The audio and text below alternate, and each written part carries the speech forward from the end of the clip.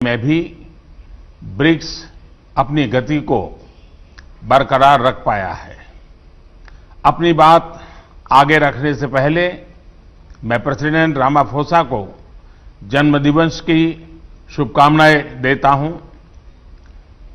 Excellencies, इस साल के समिट का theme BRICS partnership for global stability, shared security and innovative growth प्रासंगिक तो है ही, किंतु दूरदर्शी भी है।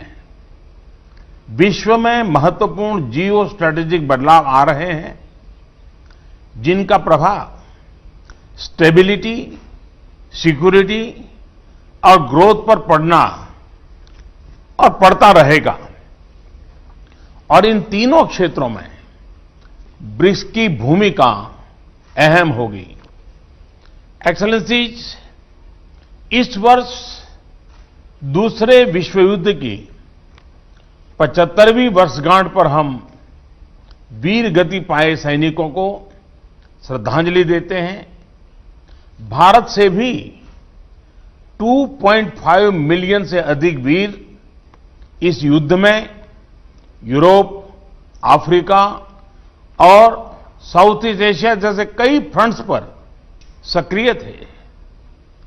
इस वर्ष यूनाइटेड नेशंस की स्थापना की 75वीं वर्षगांठ भी है। यूएन के एक संस्थापक सदस्य के रूप में भारत मल्टीलेटरलिज्म का दृढ़ समर्थक रहा है। भारतीय संस्कृति में भी पूरे विश्व को एक परिवार की तरह माना गया है। अतः हमारे लिए यूएन जैसी संस्था का समर्थन स्वाभाविक था। यूएन के मूल्यों के प्रति हमारा कमिटमेंट अडिग रहा है। पीस कीपिंग ऑपरेशंस में सबसे अधिक वीर सैनिक भारत ने ही खोए हैं, किंतु आज मल्टीलेटरल सिस्टम एक संकट के दौर से गुजर रहा है। ग्लोबल गवर्नेंस के संस्थानों की क्रेडिबिलिटी और इफेक्टिवनेस दोनों पर ही सवाल उठ रहे हैं। इसका प्रमुख कारण यह है कि इनमें समय के साथ उचित बदलाव नहीं आया। ये अभी भी 75 साल पुराने विश्व की मानसिकता और वास्तविकता पर आधारित है।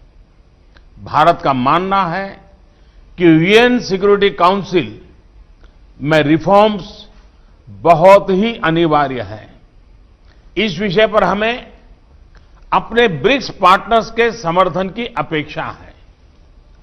यूएन के अतिरिक्त कई अन्य अंतर्राष्ट्रीय संस्थाएं भी वर्तमान वास्तविकताओं के अनुसार काम नहीं कर रहे हैं। WTO, IMF, WHO जैसे इंस्टीट्यूशंस में भी सुधार होना चाहिए। एक्सेलेंसीज, आतंकवाद आज विश्व के सामने सबसे बड़ी समस्या है। हमें यह सुनिश्चित करना होगा कि आतंकवादियों को समर्थन और सहायता देने वाले देशों को भी दोषी ठहराया जाए और इस समस्या का संगठित तरीके से मुकाबला किया जाए। हमें खुशी है कि रूस की अध्यक्षता के दौरान ब्रिक्स काउंटर टेररिज्म स्ट्रैटेजी को अंतिम रूप दे दिया गया है। यह एक महत्वपूर्ण उपलब्धि है और भारत इस कार्य को अपनी अध्यक्षता के दौरान और आगे बढ़ाएगा। एक्सेलेंसी, कोविड के बाद की वैश्विक रिकवरी में ब्रिक्स इकोनॉमीज की अहम भूमिका होगी। हमारे बीच विश्व की 42%, 42% से अधिक आबादी बसती है और हमारे देश ग्लोबल इकोनॉमी के मुख्य इंजन में से हैं। ब्रिक्स देशों के बीच आपसी व्यापार बढ़ाने का बहुत स्कोप है। हमारे आपसी संस्थाएं और सिस्टम्स जैसे BRICS, interbank cooperation mechanism, new development bank, contingent reserve arrangement और कस्टम्स कोऑपरेशन आदि भी वैश्विक रिकवरी में हमारे योगदान को इफेक्टिव बना सकते हैं। भारत में हमने आत्मनिर्भर भारत अभियान के तहत एक व्यापक रिफॉर्म प्रोसेस शुरू किया है। यह कैंपेन इस विषय पर आधारित है कि एक सेल्फ रिलायंट और रेजिलिएंट भारत पोस्ट कोविड अर्थव्यवस्था के लिए फोर्स मल्टीप्लायर हो सकता है और ग्लोबल वैल्यू चेन्स में एक मजबूत योगदान दे सकता है। इसका उदाहरण हमने कोविड के दौरान भी देखा, जब भारतीय फार्मा उद्योग की क्षमता के कारण हम 150 से अधिक देशों को आवश्यक दवाइयां भेज पाए। जैसा मैंने पहले भी कहा है, हमारी वैक्सीन उत्पादन और डिलीवरी क्षमता भी इस तरह मानवता के हित में काम आएगी। भारत और दक्षिण अफ्रीका ने कोविड-19 वैक्सीन उपचार तथा जांच संबंधी इंटेलेक्चुअली प्रॉपर्टी एग्रीमेंट्स में छूट दिए जाने का प्रस्ताव रखा है। हमें आशा है कि ब्रिक्स के अन्य देश भी इसका समर्थन करेंगे। अपनी ब्रिक्स अध्यक्षता के दौरान भारत डिजिटल हेल्थ और ट्रेडिशनल मेडिसिन में ब्रिक्स सहयोग बढ़ाने पर कार्य करेगा।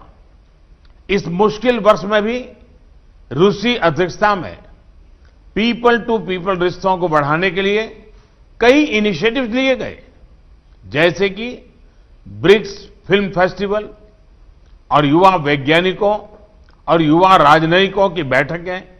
इसके लिए मैं राष्ट्रपति पुतिन का हार्दिक अभिनंदन करता हूं। एक्सेलेंसीज, 2021 में ब्रिक्स के 15 वर्ष पूरे हो जाएंगे। पिछले सालों में हमारे बीच लिए गए विभिन्न निर्णयों का मूल्यांकन करने के लिए हमारे शेरपा एक रिपोर्ट बना सकते हैं। 2021 में अपनी अध्यक्षता के दौरान हम ब्रिक्स के तीनों स्तंभों में इंट्रा ब्रिक्स सहयोग को मजबूत करने का प्रयत्न करेंगे। हम इंट्रा ब्रिक्स एकजुटता को बढ़ाने और इस उद्देश्य के लिए ठोस संस्थागत फ्रेमवर्क डेवलप करने का प्रयास करेंगे। मैं फिर एक बार राष्ट्रपति पुतिन के सभी प्रयासों का अभिनंदन करते हुए मेरी बात को समाप्त करता हूं। धन्यवाद।